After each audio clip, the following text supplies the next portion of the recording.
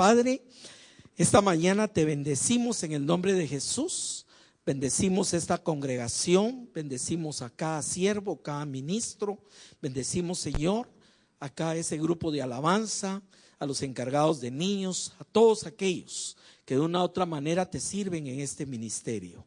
Bendecimos tus iglesias en Guatemala en este día, pidiéndote que tú derrames de tu bendición y tu palabra en cada congregación que se encuentre en este momento reunida. Que tú bendigas su palabra a través de la internet, de la radio, de la televisión. Que tú sigas llevando este mensaje de tu palabra a todos los corazones y confines de la tierra. Gracias esta mañana por el privilegio de estar acá reunidos. Bendecimos también a los hermanos que por una u otra razón no se encuentren con nosotros en esta mañana. Y te pedimos, Padre, que tú grabes en lo profundo de nuestro corazón tu palabra.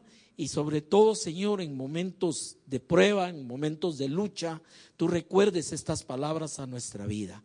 Gracias y te bendecimos esta mañana en el nombre de Jesús, Señor. Amén y amén. Gloria a Dios. Bueno, esta mañana el tema se llama La vida es una lucha. Yo creo que si hacemos una encuesta, no hay nadie que no diga que ha tenido problemas, que ha tenido luchas, que ha enfrentado con muchas situaciones, muchas vicisitudes. Y la gran diferencia de cómo salimos de esto no es que no tengamos luchas, es cómo lo enfrentamos.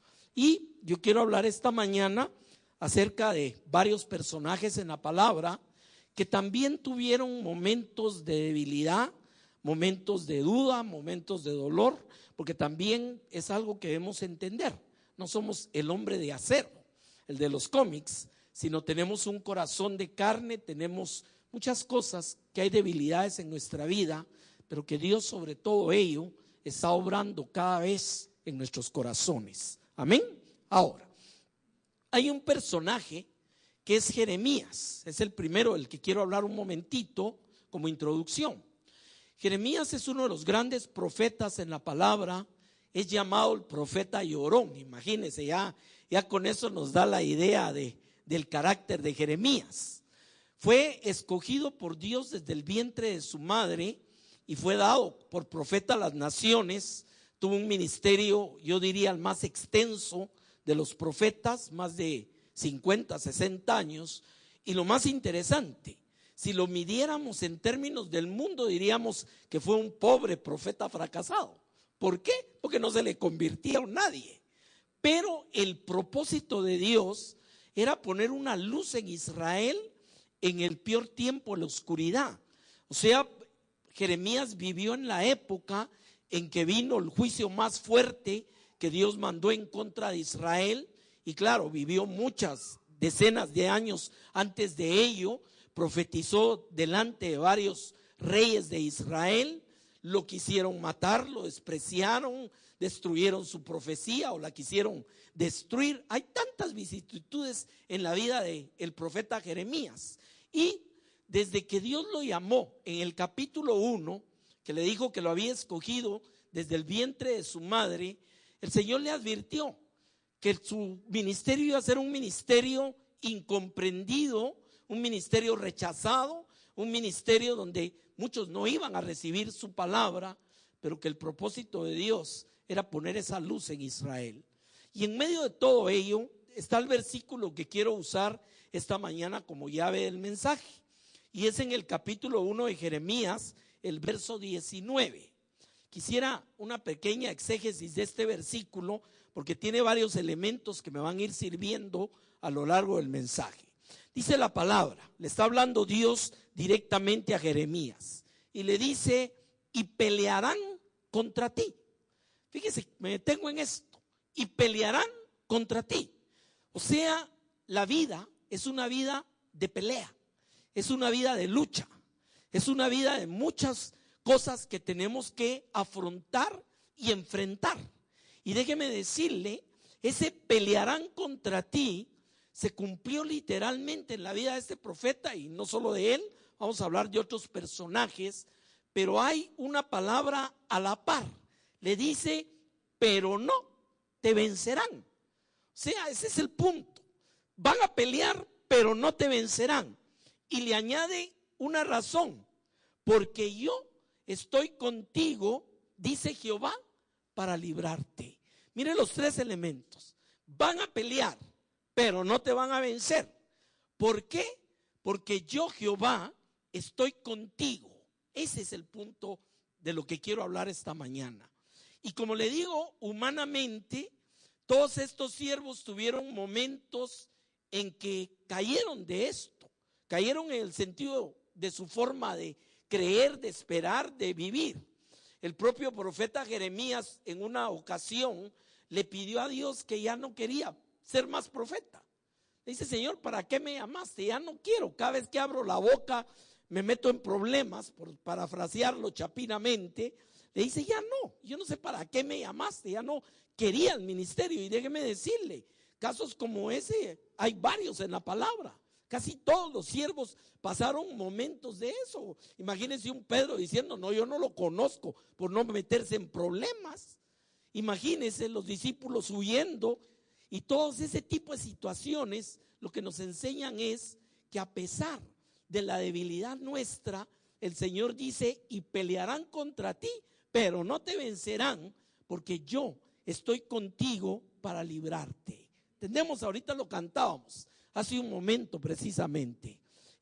Yo había oído ese canto hace algún tiempo, ese de lo harás otra vez, y es algo que inspira mi corazón, porque hace referencia a una serie de situaciones en el Antiguo Testamento donde dice: pero tú lo vas a hacer otra vez. Y déjeme decirle, ese es: pelearán, pero no te vencerán. Ahora, desde que nacemos, todo es una lucha.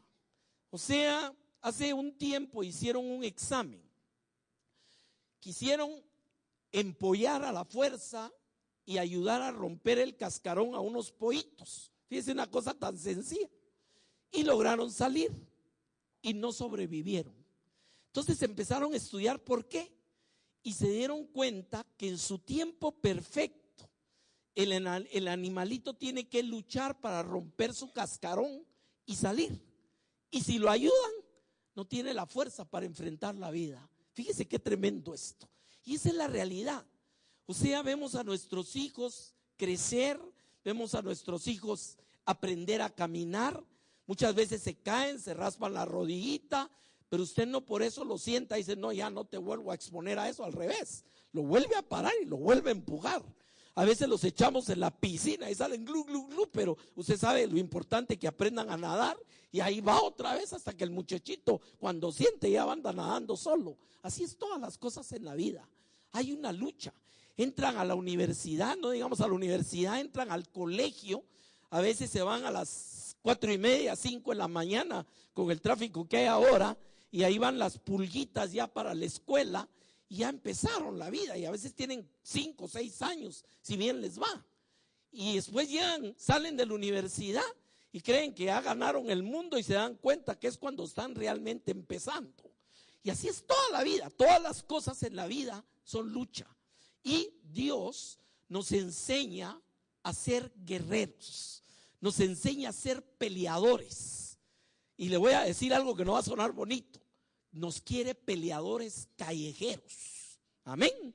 ¿Por qué? Porque sabe que si no, no sobrevivimos. ¿Sabe usted que hay una ley en Deuteronomio que es muy simpática? Se llama la ley de la guerra. Cuando juntaban el ejército de Israel y lo mandaban, que se preparaba para ir a la batalla, había una orden de parte de Dios. ¿Y sabe cuál era? Que todos los miedosos, ahí usa la palabra pusilánime, medroso, que no son muy del diario común, pero quieren decir miedoso. Le dice: a todos estos que tengan miedo, quítalos de ahí y mándalos a su casa de regreso, no sea que contaminen a los demás. Fíjese cómo Dios es un Dios guerrero, es un Dios que busca gente peleadora. Y claro, peleadora en este sentido: gente que no se puede sentar a llorar, gente que no se puede sentar a lamentar, porque se lo va a comer la vida, y ya sabe quién está listo para destruirnos si caemos en ese tipo de situaciones. Y de eso trata lo que quiero platicar esta mañana.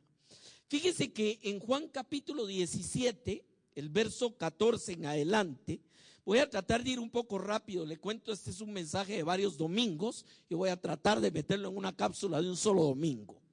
Juan 17, 14, esto se conoce como la oración sacerdotal.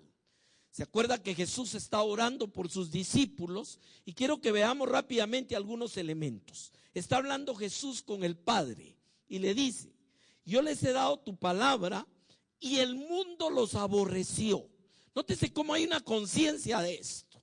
O sea, no son populares, no es que levanten banderitas y uyuyuju son cristianos. No, el mundo los aborreció porque no son del mundo, como tampoco yo soy del mundo. Fíjese cómo de entrada Jesús sabe que la iglesia va a ser perseguida, que va a tener que pelear, que va a tener que luchar. Ya lo sabe, porque hay un mundo que le es totalmente negativo. Y le dice el verso 15: no ruego que los quites del mundo. Aquí hay un tema que es muy interesante, solo lo toco entre paréntesis. Pero muchas corrientes religiosas, incluso dentro del cristianismo, entre comillas, buscan como el retiro del mundo. Se van a vivir a la montaña, se encierran por allá para desarrollar una espiritualidad. Jesús no dijo que los quites del mundo. ¿Por qué? Porque es en este mundo que nos es adverso, que nos aborrece, etcétera, donde somos luz y sal. Usted no va a ser luz y sal en la montaña. Y le dice: no te pido que los quites del mundo, sino que los guardes del mal. No son del mundo, como tampoco yo soy del mundo. Santifícalos en tu verdad. Tu palabra es verdad. Y como tú me enviaste al mundo, así yo los he enviado al mundo también. ¿Cuál es la vida de los discípulos? Si usted ha estudiado la vida, especialmente de la iglesia primitiva, casi todos los mataron. Oiga, no se oye popular, ¿no? Casi todos. Un apóstol sobrevivió. Fue el único que fue a parar a una isla porque había un propósito de Dios, porque fue el que escribió la Revelación o libro de Apocalipsis. Pero de ahí para allá, a todos los persiguieron, a todos los mataron, a donde fueran. ¿Por qué? Porque Dios sabía que iba a haber lucha. Dios sabía que los mandaba a una guerra, los mandaba a una situación. Y le digo una cosa, tenemos hoy en día algo que nos habla de una manera clara históricamente, y es el mismo pueblo de Israel. Hermano, el pueblo de Israel tiene miles de años y no vive en paz hasta el día de hoy. ¿Es cierto lo que digo, no? Miren, con los hermanos recorrimos muchos lugares de Israel. En todos lados habían predios llenos de tanques, en la ciudad santa llena de soldados, por todos lados. Los F-14 patrullando. Es un país en guerra. ¿Y por qué? Porque saben que hay un llamado, hay una presencia de Dios especial que el mundo aborrece. Y la vida del cristiano es igual. Y los siervos del que vamos a hablar, vamos a ver que siempre que hicieron la obra de Dios, siempre hubo oposición, siempre hubo persecución, a muchos los mataron, etcétera. ¿Por qué? Porque no somos de este mundo. Amén. Y Jesús se lo dijo al Padre: no te pido que los quites, el mundo los va a aborrecer porque me han aborrecido a mí. Y así como tú me mandaste al mundo, yo los he mandado al mundo como luz y sal de esta tierra. Amén. Ahora, el apóstol Pablo es otro de los personajes más perseguidos y que nos enseñan más cosas de una vida de guerra espiritual. El apóstol Pablo, usted conoce su trasfondo, no voy a hablar de eso ahorita, pero el apóstol Pablo se convirtió, cuando se volvió cristiano, los cristianos desconfiaban y lo rechazaban. Los judíos lo querían matar porque lo consideraban traidor. O sea, todo mundo. Los romanos no lo querían porque creían que era un sublevador. Total, el apóstol Pablo le tocó vivir contra todas, hermano, y se fue a meter a las regiones de Asia plagadas de idolatría griega y romana. Entonces lo persiguieron los adoradores de Diana, no lo querían los adoradores de otros dioses. O sea, era bien popular el pobre Pablo. Y cuando vemos a su vida en naufragios, azotado, apedreado, encarcelado, cualquiera diría: si esa es la vida cristiana, mejor me quedo en mi casa. pero este hombre llenó del evangelio toda la parte conocida de lo que es Europa y Asia hoy en día, y déjeme decirle, escribió 2/3 partes del Nuevo Testamento. Mire cómo la cosa va amarrando ahí. ¿Y qué pasa con Pablo al fin de sus días? En 2 de Timoteo capítulo 4, versos 7 y 8, Pablo le da testimonio a Timoteo de cómo llegó al final y qué es lo que espera. Mire lo que dice la palabra. Primero, he peleado la buena batalla. Esa es la primera expresión. O sea, estaba satisfecho que había peleado con todo. He acabado la carrera. Pablo vivió en un mundo griego, un mundo de un trasfondo de mucho deporte. Recuérdense, ahí vienen las olimpiadas, la maratón, todo lo que conocemos de esto nació en la antigua Grecia. Entonces, Pablo vivió en un entorno de varias situaciones. Conocía el tema de la agricultura, conocía el tema de la milicia, porque estaban gobernados por los soldados romanos por todos lados, y conocía lo que era el esfuerzo del atleta. Por eso es que utiliza varias veces esas figuras. Yo no las voy a tocar hoy. Pero aquí dice, he acabado la buena carrera, he guardado la fe. Fíjense, ¿qué nos hablan estos versículos? Nos habla de alguien que siempre estuvo hacia adelante, que siempre estuvo en acción, que siempre tuvo que pelear, que siempre tuvo que confrontar situaciones. Por eso dice, peleado, he corrido la carrera y al final he guardado la fe. Por lo demás, me está guardada la corona de justicia, la cual me dará el Señor juez justo en aquel día, y no solo a mí, sino también a todos los que aman su venida. Imagínense ese testimonio final de la vida del apóstol Pablo. Cuántos años de ministerio, cuántas iglesias fundadas, cuántos viajes misioneros, tantas cosas que había sufrido en su vida, pero podía llegar al final y decir, he peleado y he terminado la carrera y he guardado la fe. Y así es como Dios quiere vernos a todos y cada uno al final, cuando llegue el momento de irnos con Él. Ese es el final de ello. Pero no sin antes haber situaciones como la que Pablo nos habla en Filipenses capítulo 3, verso 13. Dice, hermanos, yo mismo no pretendo haberlo ya alcanzado. Mire, una cosa que yo vivo convencido, que jamás nos vamos a graduar del cristianismo de Dios en esta tierra. Y alguien va a decir, hermano, pero si tanto que hemos estudiado, mire, ya predicamos por aquí, por allá, pues le tengo noticias. No vamos a terminar hasta allá. Amén.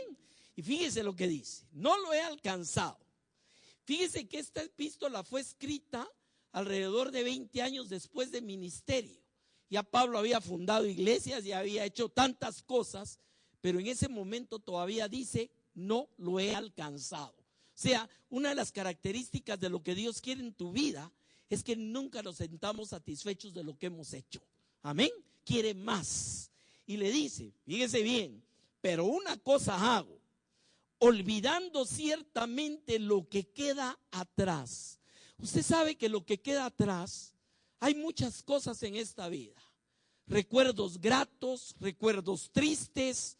Hay muchas cosas en nuestro pasado y Dios lo que quiere es que aquello nos inspire, pero no nos ate. ¿Me explico? Hay gente atada al pasado. Es que cuando yo tal cosa, es que cuando yo tal otra, es que aquellos días de tal, ya pasaron, le tengo noticias. Y Pablo entendía y decía, qué bueno cuando prediqué allá, qué bueno cuando se convirtieron aquellos, qué malo cuando me apedrearon allá, qué tremendo cuando casi me ahogo en el mar varios días en un naufragio. Pero una cosa hago, me olvido de todo eso. Fíjese qué tremendo, me olvido. Haya sido bueno, haya sido malo, pero ya está atrás. Y dice, y me extiendo a lo que está adelante. La vida de pelea que Dios quiere en nuestra vida es una vida que siempre va hacia adelante, hermano. Toda la vida. Nunca vamos a parar. Y déjeme decirle, hay cosas que si usted se atreve a quererlas parar, le van a pasar encima. Imagínense un crucero. Ahí hay una película donde se desboca y se va a meter a una ciudad. Eso no lo para nadie. Imagínense cuántas miles o cientos de miles de toneladas. Trate de ponerse en la pista y parar un jumbo que esté en carrera de despegue. No va a ser. O póngase y trate de parar un tren que viene cargado a toda velocidad. Y ese es el tipo de vida que Dios quiere contigo. Que cuando el enemigo te quiera poner lo que sea en el camino, vas a pasar encima. ¿Cuántos me están entendiendo? Me extiendo a lo que está adelante. Es adelante que tenemos una misión. Ayer fue un bonito día, pero ya pasó. Hoy lo estamos construyendo y mañana todavía no ha llegado, ni se afane.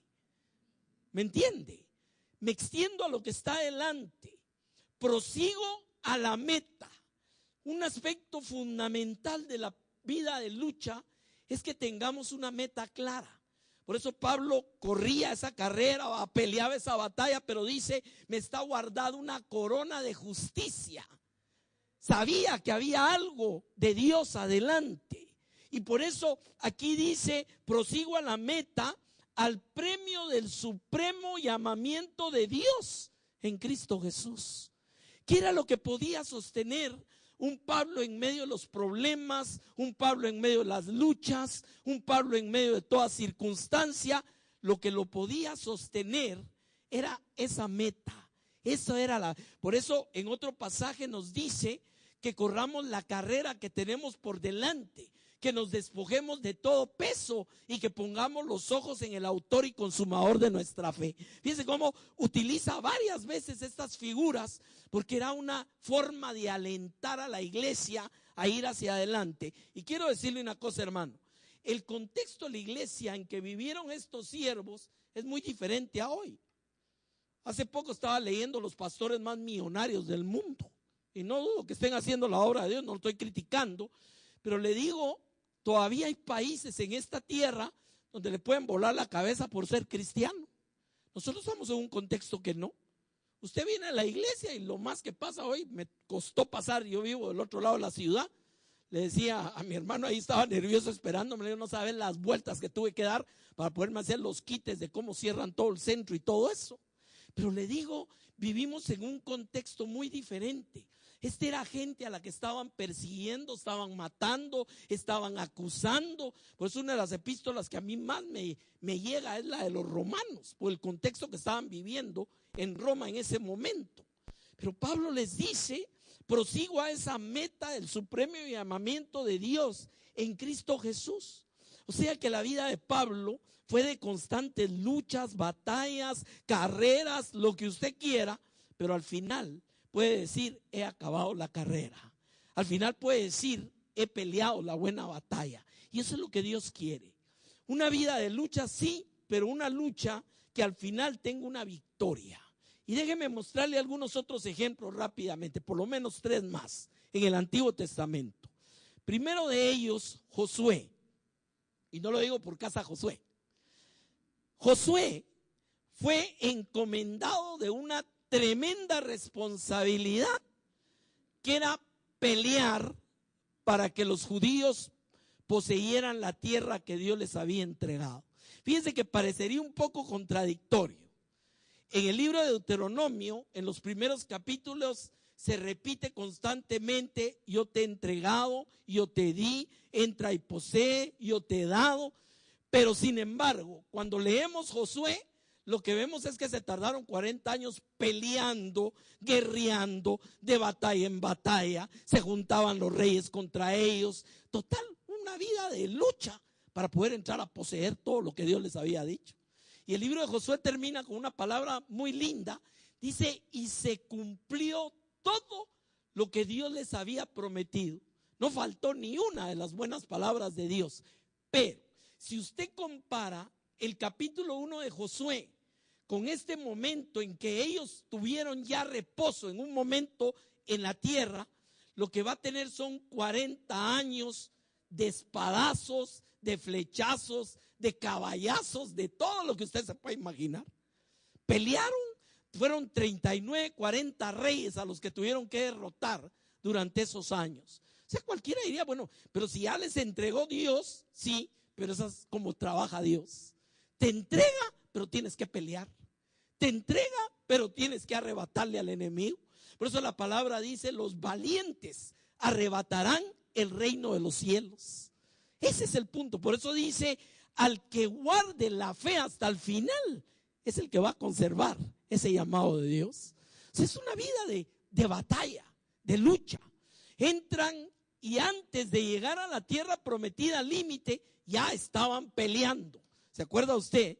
La tierra que le dio Dios a 2 tribus y media antes de pasar el Jordán.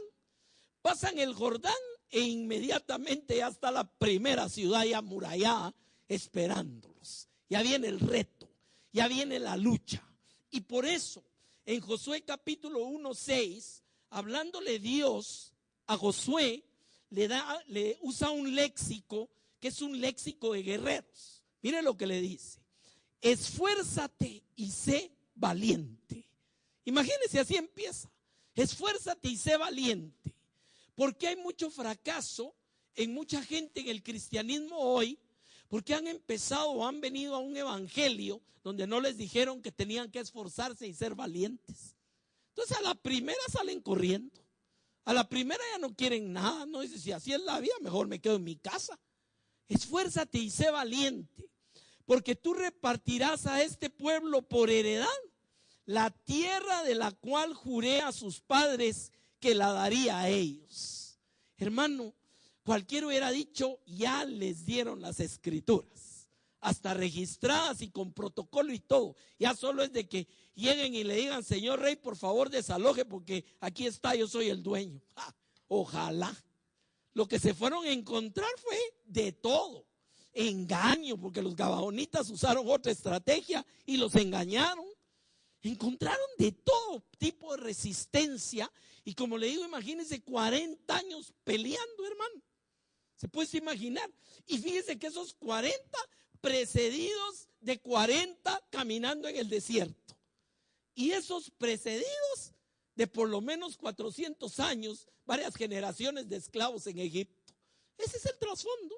Imagínense a alguien que vivió unos 40 años antes de que llegara Moisés y tenía 120 años en este momento, como fue el caso de Josué. Podía decir, mire, 40 años de mi vida fuimos esclavos allá y tuvimos que aguantar de todo.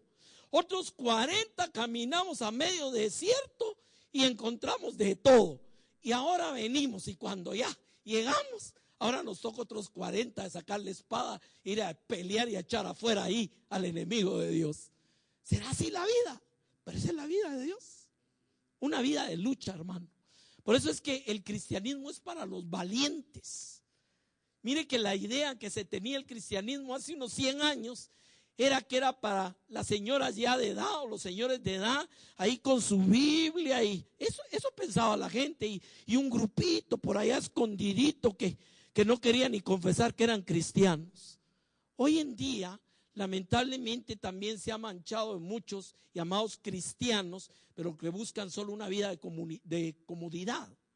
Pero la lucha sigue ahí. La vida, el llamado de Dios sigue siendo un llamado a pelear, a conquistar.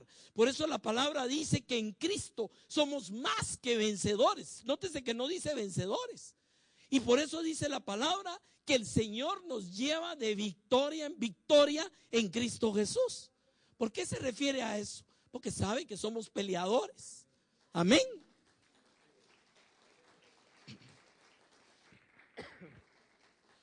Fíjese que es interesante, uno de los nombres de Dios, Jehová de los ejércitos. No sé si alguna vez se ha puesto a pensar en eso. Jehová de los ejércitos. ¿Por qué? Porque era un Dios de batalla, era un Dios de guerra. Y sigue siéndolo, hermano. Sigue siendo un Dios de guerra. Mire cuáles son los ángeles de los que habla la palabra. Ángeles de guerra. Ángeles que vienen y combaten. Echaron a Satanás del cielo y cuando se les levantan principados y les obstruyen, hay uno que viene a Daniel y le dice, por 21 días se me resistió, pero tuve que pelear contra él. O sea, guerra. ¿Estamos entendiendo esto, hermano? Y mire, No es raro que hoy oigamos tambores de guerra por todos lados. Es la naturaleza humana, pero hay un Dios que quiere encaminar toda esa fuerza a que seamos cristianos guerreros de victoria. Amén. Ahí no dijeron amén. ¿Qué pasó con Josué durante esa campaña también? Mire, hay que ver las cosas también. Vinieron y después de la tremenda victoria de Jericó, van y son derrotados con el más chiquito de todos, en Jai. ¿Sabe que Jai quiere decir basurero? Imagínense eso. Y ahí fueron derrotados por su propia autosuficiencia. Ahí mira, ni tenemos que ir, ya se les había subido también otro de los problemas humanos que nos tienen que andar pinchando. No, si ahí, mire, si Jericó, mire cómo era y mire cómo ganamos. Ahorita mande unos 3,000 a Jai. Fíjese la mentalidad. Y los derrotaron. ¿Ya sabe usted por qué? El pecado de Acán. ¿Y cuál es la reacción de Josué? Se va a sentar, se echa silicio, rasga sus vestidos y se pone a quejarse. Y con él todos los ancianos de Israel. Y el pueblo empieza, ay, lo van a oír los otros reyes y nos van a venir a hacer pedazos. Y empiezan otra vez, mejor estábamos allá en Egipto, etcétera. Viene Dios, y aquí conoció un Dios en este versículo, es un Dios poco conocido, pero gracias a Dios por ese Dios. Es el Dios que no es alcahueta y no consciente. ¿Cuántos me están oyendo? Cualquiera hubiera dicho, no, mira, Josué, ven para acá, te voy a dar instrucciones igual que allá que te mandé a mi ángel que te dijera cómo iba a ser la batalla, pero ya no se sientan así. No, mi hermano, oiga esto. Josué 7:10. Y Jehová dijo a Josué, primero, levántate. Oiga esto, levántate. ¿Por qué te postras así sobre tu rostro? Y hermano, aquí le voy a hacer una salvedad. Hay momentos que nos postramos delante de Dios, pero que no sea como este momento. ¿Cuántos me están entendiendo? Ese era un momento de queja, era un momento de reproche. Por eso le dice, ¿por qué te postras? Y le dice, levántate, santifica al pueblo. O sea, van a venir las instrucciones, pero antes tenés que limpiar. Antes tenés que entender a qué se debió la derrota y vamos de nuevo. Ahora, esa fue la vida de Josué, hermano. Y así ya vio a Moisés. Un día dijo, qué topado soy, y le fue a pegar a la roca. A ver, sale el agua. ¿Y qué le pasó? No lo dejaron entrar a la tierra prometida. Hay tantas fallas, tantas cosas, pero Dios sigue trabajando en nuestra vida. Lo importante es que comprendamos que el espíritu guerrero no se doblega, ¿me entiende? El espíritu guerrero siempre va para adelante y siempre va a luchar. Eso es lo que Dios quiere en nuestra vida. ¿Qué sucedió de ahí? Ya le cuento la historia, ya usted lo sabe. Se levantaron, se limpiaron, destruyeron el anatema en medio de ellos y vino la siguiente victoria. Y donde se alzaron después, nunca más volvieron a ver la derrota. ¿Me entiende el punto de esto, mi amado? Pero guerra, otra vez guerra. Hay lucha, hay guerra. ¿Y quién es, diríamos, la medalla de oro en la Biblia de todo esto? El rey David. Mire, David nunca vivió un tiempo de sentarse y decir, vaya, pues ya, ahora sí. No, ese sí le tocó pelear desde jovencito hasta los últimos días, hermano. Imagínense que Dios le dice que sabe de su corazón que le quería construir el templo, había provisto todo, pero le dice no, porque tus manos han derramado mucha sangre. ¿Por qué? Porque era un varón de guerra. Era un varón acostumbrado a la batalla. ¿Me entiende el punto de esto? Y veamos algunas cosas acá. Primera de Samuel 17:45. Como siendo un joven ya 15, 16 años y había experimentado a ese Dios de victoria. Mire lo que pasa aquí. Dijo David al filisteo, ya sabe, el señorón de casi 3 metros de alto: tú vienes a mí con espada, lanza y jabalina, mas yo vengo a ti en el nombre de Jehová de los ejércitos, el Dios de los escuadrones de Israel, a quien tú has provocado. ¿Cuál era el conocimiento que tenía David? ¿Cuál era la revelación de quién era Dios? Mire que se lo dice a Goliat: el Jehová de los ejércitos, el Dios de los escuadrones de Israel. O sea, el Dios guerrero. Y le dice: al cual tú has provocado. Jehová te entregará hoy en mi mano y yo te venceré y te cortaré la cabeza. Mire, usted sabe qué pasaba cuando Goliat salía a hacer el reto al ejército de Israel. Póngame uno aquí, un machito que venga aquí a pelear conmigo. Dice la palabra que todos salían huyendo y todos tenían miedo. Se iban a meter a saber en qué roca, que ni me vea al rey, no se le va a ocurrir decir que yo sea el que vaya. Nadie quería. Nadie quería. Y viene este muchachito, cuida ovejas, que ni siquiera usaba armadura porque le quisieron poner la de Saúl. Y si Saúl le sacaba la cabeza para arriba, todos ya se imagina cómo le quedó. Pues se la quitó, dijo: no, esto no es conmigo. Pero el punto es este, hermano: ¿tenía espíritu de guerrero, sí o no? ¿Y de qué forma? Y cuando el rey Saúl lo trata de convencer y le dice: no, mira, él es hombre de guerra desde su juventud, tú no vas a poder enfrentarlo, le empieza a dar testimonio. Cuando estoy cuidando las ovejas de mi padre y viene el oso o el león y las arrebata, voy detrás y se las quito de la boca y les doy en la cabeza. O sea, ¿tenía experiencia o no tenía experiencia, hermano? Dice: y este circunciso va a ser igual que ellos, no va a ser mejor. Dice: ¿cómo entendía lo que eran las batallas cuando Dios está con él? Ese era el punto ahí. El secreto de todo esto es eso. No eran superhombres, porque tenían sus propias. El mismo David, un día que se aburrió de que ya casi lo mataba Saúl, y se fue a regalar con los de Moab, y se fue a hacer el loco, literalmente. Se babeaba y se agarraba en la pared para que no le fueran a hacer nada. El propio rey dice: ¿y este qué? Está loco, ¿para qué me lo traen? No tengo locos yo aquí. Era una forma de huir, era una forma de ya cansado. Un día de estos decía, fíjense bien, el gran peleador, pero a veces decía en su corazón: un día de estos me va a agarrar Saúl, ya no más, mejor me voy a vivir allá con los moabitas, que eran los enemigos de Israel. Por eso le digo, una de las cosas que a mí me gusta de la palabra, hermano, es que Dios siempre devela la parte débil de nuestra humanidad.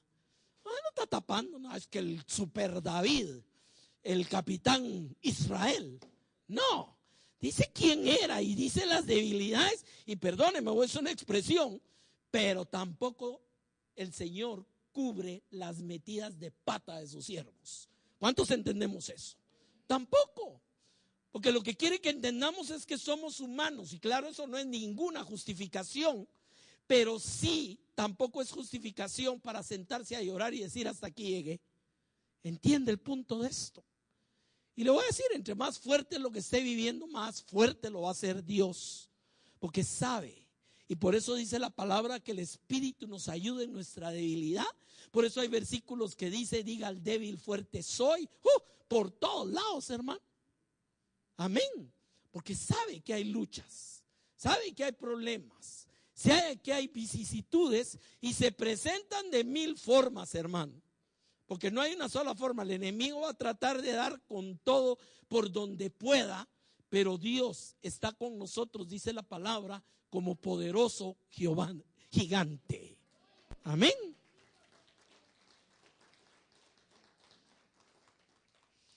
Durante toda su vida, David fue un hombre de guerra, un hombre de pelear, un hombre de vencer, muchas veces enfrentado con situaciones como lo que nos dice el Salmo 27:3. Mire cuál era el sentido de este hombre, ya siendo rey, teniendo un ejército. Dice: aunque un ejército acampe contra mí, no temerá mi corazón, y aunque contra mí se levante guerra, yo estaré confiado. Mire qué forma de expresarlo, hermano. Me inspira esto. Y usted lee un poquito más del Salmo 27 y dice: cuando mis enemigos se levantaron contra mí para comer mis carnes. Es una expresión para hacerlo pedazos. Dice: ellos tropezaron y cayeron. ¿Por qué? Porque Jehová es mi luz y mi salvación. Fíjese cómo entendía esto, hermano. Mire, muchas veces hubieron batallas totalmente que nadie hubiera dado un centavo. Cuando vinieron los amalecitas, dice que eran como la arena del mar, y David tenía 600 hombres y se fueron a la batalla solo 400 con él, y le pregunta a Dios y le dice: ¿los voy a alcanzar y los voy a derrotar? Sí, síguelos y los vas a derrotar. Imagínese, está yendo contra un ejército que dice la palabra que después de la primera batalla quedaron 10,000. Entonces, ¿cuántos serían al principio, hermano? Y él viene con 400, porque los otros 200 se le cansaron y se quedaron. Ahora, ¿pero qué era lo que mantenía a un varón como este en una lucha tan desigual, hermano? Esto: aunque un ejército acampe contra mí, aunque contra mí se levante guerra, yo no temerá mi corazón y yo estaré confiado. Mire, de veras, créame, no es fácil decir esto dependiendo la batalla que usted tenga, pero lo que sí es cierto es que Dios, hoy en la mañana lo cantábamos, es fiel. Amén. Y fíjense que hoy cantaron la canción insignia de mi iglesia. Mi iglesia se llama El Dios Fuerte. Ahora, ¿por qué? Porque Dios quiere guerreros, Dios quiere peleadores, Dios quiere gente, no que sean superhombres ni supermujeres, no, así de carnita y hueso como somos, con nuestras propias debilidades, está dispuesto a que tú seas un vencedor. Fíjese cómo va todo esto. Recuérdese que la victoria que estamos peleando ya fue dada en la cruz del Calvario. Eso es lo que tenemos que entender. Es como entrar a poseer una tierra que ya nos dieron, pero que eso no significa que no haya que pelear. Eso es lo que a veces no comprendemos. Por eso el llamado, la teología del evangelio de las ofertas. Todas las cosas que Dios te ha dado, pero no te dicen todas las que te demanda, y no te dicen que hay una pelea que pelear. Y ahí es donde la gente se desanima y creen: no, mire, eso de ser cristiano está bonito, pero muchos problemas usted. Pues sí, le cuento, así es la vida. Y ahí es donde usted da testimonio a través de esas victorias. Dígame una cosa: el que se sube al ring, el que no se sube al ring, ¿va a ser digno de un trofeo? No. Primero le van a tener que sonar y va a tener que sonar, y entonces sí, ¿es cierto o no es cierto? Y el que se mete a la carrera, ¿será que va a tener que sudar y esforzarse y pelear para llegar a la meta? Sí, va a tener que hacerlo. Si no, no hay galardón. Y Pablo por eso decía: he acabado la carrera, he peleado la buena batalla, ahora me está esperando el galardón. Lo sabía. Todos estos hombres sabían, hermano. Sabían de las luchas, de las peleas. Por eso a Jeremías le dijeron, le vuelvo a recordar dónde empezamos. Por eso a Jeremías le dijeron: pelearán contra ti, pero no te vencerán. ¿Por qué? Porque yo Jehová estoy contigo para librarte. Entiende la conexión de esto, hermano. Y ya le digo, tuvo sus momentos de ya no más, ya no quiero, pero al final terminó su ministerio. Y le digo, uno de los libros más bellos de la Biblia, y parecería que es un libro tremendo, por lo que el tema que trata es el libro de Lamentaciones de Jeremías, donde imagínense que a pesar de toda la destrucción del juicio que había venido consecuencia al mismo pecado de Israel, todavía viene y dice: por tus misericordias no hemos sido consumidos. Nuevas son tus misericordias cada mañana, y grande tu fidelidad. Imagínense, hermano. Gloria a Dios. Hablemos de un último personaje, Nehemías. A veces no muy conocido, pero alguien muy especial. Nehemías, como otros judíos, bajo la bendición de Dios, llegó a ser el copero del rey. Un reino muy fuerte, de los persas que gobernaban en ese tiempo, y ser copero del rey era ser el hombre de mayor confianza en el reino, hermano. ¿Por qué? Imagínense que el rey no tomaba nada si no lo había probado el copero. Imagínense eso. Y una cercanía y una intimidad con el rey como ningún otro, ni los consejeros, hermano. Y en esa misma confianza estaba muy cómodo en el reino. No tenía por qué irse a meter a buscar problemas, como decimos. Ahí estaba tranquilo. El rey lo quería, le tenía confianza, la reina igual. Sin embargo, tenía un fuego en su corazón por su pueblo. ¿Cómo está mi pueblo, Israel? Y empieza a preguntar y le cuentan que estaban pasando unas tremendas penas. El muro había sido destruido hacía ya varios 70 años, algo así, por los babilonios, etcétera, y se siente en su corazón, quiere hacer algo, o sea, y está dispuesto a salir de su comodidad e ir y hacer algo por su pueblo. Un sentimiento que, hermano, si usted quiere orar por algo, ore porque Dios levante Jeremías en este tiempo, ¿me entiende? Y viene y decide pedirle al rey permiso para ir a ver Israel y ver qué puede hacer. Y tiene miedo porque el rey lo había visto triste y era prohibido estar triste delante del rey. Pero el rey le pregunta, mira, ¿estás enfermo? ¿Qué te pasa? Y le empieza a contar. Y claro, ahí hay un versículo que es la llave de todo. Dice que Dios le dio todo conforme a la gracia de Dios, el rey. Amén. Y ahí estuvo todo. Y emprende el camino, hermano. Llega a Jerusalén, 3 meses de camino, imagínese, no era como que se subiera en el avión, estuviera allá a la media hora. Llega y encuentra una destrucción tremenda. Ahí se narra en el capítulo 2 de Nehemías. Y sabe que tiene que levantar ese muro y tiene que empezar a construir. Y hermano, mire, hoy que conozco esos muros, yo no sé de dónde sacó fuerzas. Unas piedras del tamaño de esa pared que está ahí recién hecha. Ya se imagina. Y a eso regresó a reconstruir ese muro. Y empieza, y hermano, le salen todos los enemigos y problemas que usted se puede imaginar. Usted quiere hacer algo para Dios, ya se metió en problemas. ¿Es cierto o no es cierto? Pero ya sabe que Él está con usted y que pelearán con usted, pero que Él nunca lo dejará. Es ahí donde vienen todos esos elementos amarrados. Habían unos personajes por ahí que le hicieron la vida de cuadritos. Algún día vamos a hablar de ese tema porque hay un estudio del libro de Nehemías que es excelente para esto.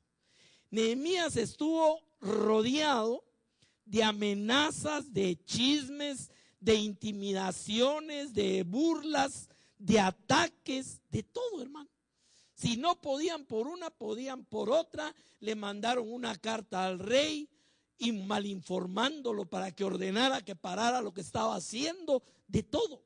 Y cuando vieron que ya nada les daba resultado, entonces lo amenazaron. Lo quisieron sobornar.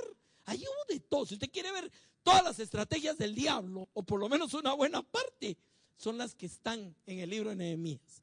La cosa era parar aquello, que Nehemías no hiciera la obra de Dios y perdiera la visión de Dios. Y estando en medio de todo aquello, tenemos por ahí un par de versículos nada más que quiero leer esta mañana, ya cerrando el mensaje, porque tienen una enseñanza tremenda en nuestra vida de guerra en el espíritu. Oiga lo que dice. Y conspiraron todos los enemigos a una para venir a atacar Jerusalén y hacerle daño. Y oiga este verso 9. Esto le llamo yo el equilibrio de la fe y tu sentido común.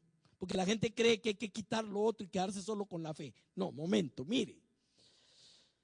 Oramos a nuestro Dios. ¿Qué significa eso? Significa confianza en Dios y significa petición delante de Dios. Ahí viene la parte de la fe. Oramos a Dios y por causa de ellos pusimos guardia contra ellos de día y de noche. ¿Me entiende el equilibrio de lo que le quiero decir? Poner guardias no significa ya no confiar en Dios. Ya no significa, por eso cuando la gente entra en extremos y dice, no, si usted se toma la medicina es que no confía en Dios, y el hombre se muere y después, ups, no funcionó, qué bonito. Mire, hoy en la mañana leí una noticia que me dio tristeza. ¿Se acuerda que Jesús habló de un género de demonios que no salía si no era con oración y ayuno? ¿Sabe usted que en Estados Unidos ahorita una pastora se tronó un niño de 2 meses porque lo puso a ayunar para que le salieran los demonios hasta que se murió el niño? Imagínense qué tremendo esto. Ese es en Texas. 2 meses o 21 días de ayuno al niño y se les murió porque tenía demonios y así los iba a sacar. Imagínense, mire, es terrible. El evangelio, el propio enemigo lo va a usar para destruir al cristianismo. ¿No le dijeron a Jesús, lánzate si escrito está? Y hasta el Salmo 91 le citó el diablo. Mandará a sus ángeles que te... Claro, esa era la palabra de Dios, pero lo estaba usando para tentarlo. ¿Me entiende? Entonces, el punto aquí, hermano, oramos a nuestro Dios, pero pusimos guardias. Mire, sería tonto decir, fíjense que hoy en la mañana, como yo confío en Dios, dejé las puertas de la casa abiertas. ¿Será así la cosa, hermano? ¿Será así? Dice que el otro día me dice alguien, ¿y vos tenés seguro? Sí, le dije, los 3 carros. Ay, la fe. Sí, la fe, ¿cuál? ¿La que pasa allá por la Betania? No, claro que tengo fe y confío en mi Dios, pero yo siempre he vivido bajo la filosofía. Haz tú lo que puedes hacer tú y Dios va a hacer lo que tú no puedes hacer. ¿Es correcto o no? Eso no es falta de fe. Y aquí pusieron guardias. Y mire, esto se tradujo en una forma de vida. Esto es interesantísimo. Versículo 17, capítulo 4. Y los que edificaban en el muro, los que acarreaban y los que cargaban, esas eran las tareas de lo que estaban haciendo, con una mano trabajaban en la obra y en la otra tenían la espada. Fíjese qué interesante esto, hermano. Ya imagino yo, aquí venían aquí, pero llevaban la espada en la mano. Y dice, porque los que edificaban, cada uno tenía su espada ceñida a sus lomos y así edificaban. Mire, esto para mí resume la vida cristiana. O sea, el hecho de pelear no significa que no construyamos, pero el hecho de construir no significa que peleemos. ¿Cuántos me entienden las dos cosas? O sea, es una vida de lucha en muchas cosas, pero es una vida donde no podemos agarrar la lucha de excusa y ya no hacer nada. Aquí hay una pelea, aquí había una amenaza, estaban bajo una presión de que el enemigo iba a venir a querer destruir, pero no se detuvieron. Lo que hicieron fue compartir. Tenían la espada y trabajaban acá, o acarreaban con una mano y con la otra llevaban la espada. Y tenían una trompeta a cada determinada distancia. En el caso que alguien fuera atacado, iba a sonar la trompeta y todos iban a juntar ahí. Había una estrategia. Y hermano, hay una cosa increíble en este libro. Dice que en 52 días levantaron el muro, hermano. ¿Se puede imaginar eso? ¿Y sabe qué dice la palabra? Que los enemigos salieron avergonzados. ¿Me entiende el punto? Pero ¿qué tenemos otra vez? Tenemos un espíritu de guerra. Tenemos un espíritu de pelea. Tenemos un espíritu dispuesto a enfrentar las batallas, dispuesto a ir con la espada del espíritu, a vestir la armadura de Dios. Tenemos un ejército dispuesto a tener la victoria que Dios ya les ha entregado. Y termino con un pasaje, Primera de Reyes capítulo 2. Está el rey David en su lecho de muerte. Viene Salomón, que había sido ya el elegido y el instituido por rey de Israel, que lo iba a suceder en el trono. Y cualquiera pensaría que en sus últimos momentos le iba a dar consejos de guerra. Que mira que ahí mandas al general y que mira que cuando hagan esto creen ustedes esto y todo técnicas de guerra, porque era un hombre de guerra. Pero mire el consejo de David a su hijo Salomón en su lecho de muerte. esfuérzate y sé hombre. Igual que le dijeron a Josué, guarda los preceptos de Jehová tu Dios, andando en sus caminos y observando sus estatutos, sus mandamientos, sus decretos y sus testimonios, de la manera que está escrito en la ley de Moisés. Hermano, qué maravilloso que podamos trasladarle a nuestra descendencia este consejo el día de hoy.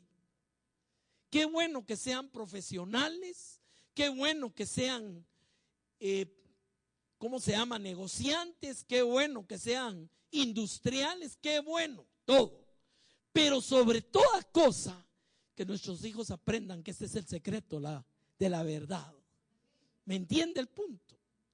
Mire, no hay cosa más linda para uno como padre que ver cómo se va cumpliendo en nuestros hijos la promesa de Dios. Dentro de un mes se me casa mi chiquita, ya la última, y también con un gringo y también en Estados Unidos, ya 3 allá, productos de exportación, pero todos siervos de Dios, todos gente del Señor y ellas mismas, todas predican, todas cantan. Qué maravillosa es la promesa de Dios en nuestras vidas, hermano. Y todavía tenemos una tarea, nos queda el pequeño. Pero le digo, verdaderamente, Dios es un Dios de victoria. Pelearán, pero no te vencerán. ¿Cuánto lo creemos? ¿Por qué? Porque yo, Jehová, estoy contigo. Ahí está la razón. Así sea David, así sea Josué, así sea Jeremías, así sea Pablo, quien sea. El común denominador siempre fue una palabra que se llama victoria. ¿Es correcto o no es correcto? No encontramos un siervo que haya fracasado si no fue porque él mismo lo echó a perder, como un Salomón, como un Judas, como un Sansón, el mismo Salomón, etcétera. Pero son casos contados y no son porque Dios haya sido su voluntad, sino porque ellos lo echaron a perder. Amén. Y termina diciendo, guarda los caminos, sus estatutos, mandamientos, decretos, para que, oiga esto, prosperes en todo lo que hagas y en todo aquello que emprendas. Ese es el secreto de esto, hermano. El secreto del éxito. Escriben bestseller y bestseller, le tengo noticias. El bestseller de esto ha sido traducido prácticamente a todos los idiomas del mundo. Ha sufrido persecución, lo han querido destruir, lo han querido torcer, pero aquí sigue y sigue siendo nuestra victoria, la palabra de Dios. Vamos a orar esta mañana. Y hermano, le exhorto. Yo mismo estoy librando una batalla bastante dura en este tiempo de mi vida. No se desanime. Y si desanima, llore, quéjese, lo que quiera, pero no se quede tirado. Vuélvase a levantar, sacúdase y para adelante. Porque yo, Jehová, dice el Señor, te digo, pelearán contra ti, pero no te vencerán, porque yo estoy contigo. Amén.